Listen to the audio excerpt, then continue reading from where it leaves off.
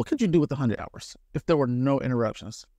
Well, whatever your answer, the OnePlus Watch 2 would be there right by your side, with this up to 100-hour battery life. So does it actually live up to that crazy claim? Let's talk about it.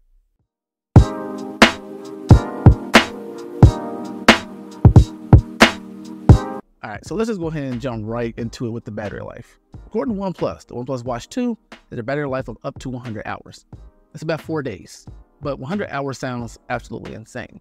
In my time using this watch, I could say OnePlus isn't lying, but how in the hell did they do this? Well, it comes down to OnePlus's dual engine architecture. OnePlus has 2 different chips running in the OnePlus Watch 2 that work together to achieve this crazy battery life.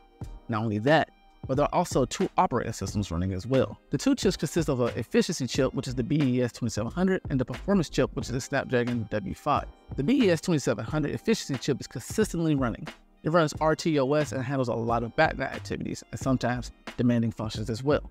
Examples of tasks the BES 2700 handles are checking time using first-party and third-party watch faces, receiving check notifications, change settings in the control center, start official workout apps, sleep detection, and more. And when the OnePlus Watch 2 needs to perform more demanding tasks, the Snapdragon W5 kicks in. The Snapdragon W5 runs WearOS 4 and it wakes up for intensive tasks. The Snapdragon W5 kicks in to help the BES 2700 do things such as launching WearOS apps and Bluetooth calls. And thanks to Smart Mode, the OnePlus Watch 2 will activate either of the chipsets or both of them depending on different scenarios. So thanks to a mix of hardware and software, the OnePlus Watch 2 is able to achieve up to 100 hours worth of battery life. And notice I said up to 100 hours. There are different settings and features such as the always on display, which will lower that number. In fact, according to the app, when you turn on the AOD, you get a pop-up that warns of high battery usage. Turning it on will reduce your battery life by about 2.5 days. That's about 60 hours you lose just by turning on the always on display. Now that we've covered the main party trick, let's cover the build of the device. For $299 or $249 with deals and trade-ins, you get a stainless steel body which has a comfortable feel. Has a nice heft to it as well, but not too heavy to where it weighs your arm down. It weighs about 80 grams with the wrist strap on and 49 grams without the strap. Compare that to the base Apple Watch, which costs $399 for an aluminum build. If you want a stainless steel Apple Watch, you have to pony up $699, more than twice the cost of the OnePlus Watch 2. The stainless steel build has held up to me hitting it on various surfaces. I've dropped it multiple times when trying to put it on while holding my son in my lap. He has very active hands, and yet the only marks on it are fingerprints. So I appreciate OnePlus for using stainless steel for the body. It also is MIL standard 810H certified, has up to 5 ATMs of protection, and has IP68 water and dust resistance as well. Basically, this thing can handle almost anything you're gonna throw it. The screen is equally tough, and that's thanks to the 2.5D sapphire crystal cover. The screen also still looks nice after a few drops, dings, etc. The sapphire crystal protects the 1.43-inch AMOLED screen. That very AMOLED screen is vibrant, sharp, and gets bright enough to see outdoors. It has a default maximum brightness of 600 nits, which has been pretty bright for me whenever I go outside. Powering everything is a 500 milliamp battery, which, as I have covered, gives you up to 100 hours worth of battery life in smart mode. With heavy use, you get up to about 48 hours. And if you do find yourself low on battery life, the power saver mode can keep you going. Power saver mode can actually keep your watch going for up to 12 days, which is absolutely insane. And when you're ready to charge the watch back up, the OnePlus Watch 2 supports fast charging, and you can get back to 100% within 60 minutes. Smartwatches, despite having watch in their name, are used mostly for health and workout tracking, and the OnePlus Watch 2 has you covered there.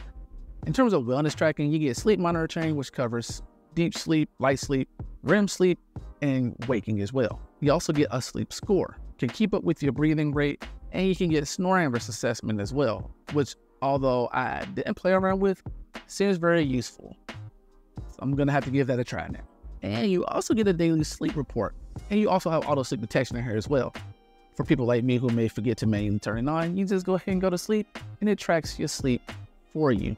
And for health monitoring, you get heart rate monitoring, high and low heart rate warnings, resting heart rate, and baseline heart rate. You even get stress monitoring, which I appreciate. You see, I work from home, and many people think it's all hunky-dory, but my stress scores tell a very different story. So although wellness and health tracking is wonderful, but you have to work out to stay healthy. The watch can track 100 plus sports modes, which I only use 2 of. Of these 100 plus sports modes, 6 of them have automatic recognition, so they start automatically for you. These 6 are running, walking, cycling, swimming, rowing machines, and elliptical machines. Now, diehard workout aficionados, which I am not, can look forward to other different modes like outdoor skiing, running, tennis, badminton, pool swimming, jump rope, mountain hiking, and the aforementioned walking, outdoor cycling, elliptical machines, and rowing machines. But normal consumer, that's not 100 plus sports modes. Well, each of those 11 modes have multiple versions. For example, with walking, you can just start a walking workout which tracks distance, steps, etc., or you can set a specific distance goal and have the workout end once you reach it. One feature that many hikers, runners, etc. will like is the dual frequency GPS. Smartwatches like the Apple Watch Ultra have this feature to help get your location quickly and to keep a stronger signal. So the OnePlus Watch 2 seems like an absolutely smash, right? That's because it kind of is. But as I've said in a lot of my videos, nothing is perfect. But the things I care about in the smartwatch are all here. But I do have a few things that I feel could be improved. The first thing is something small.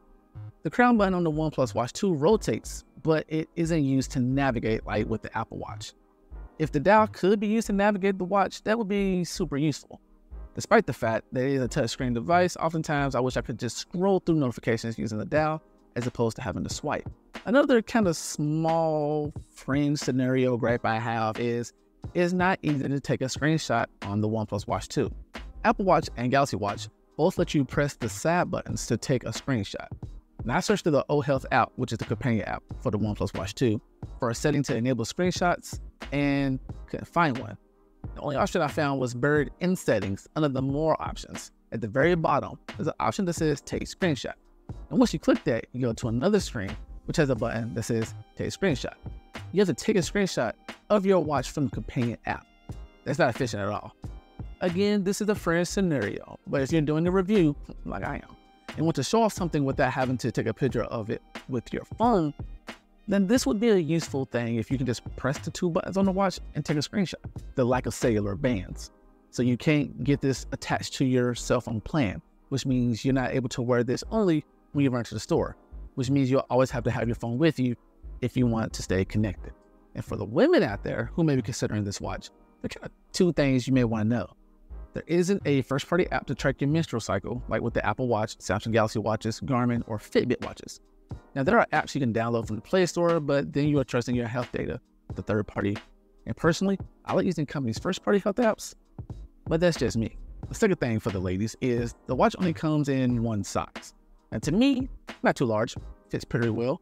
However, if you have smaller wrists or if you like smaller size watches, then you may want to skip this one. What are my final thoughts? Is the OnePlus Watch 2 worth the $299 price tag?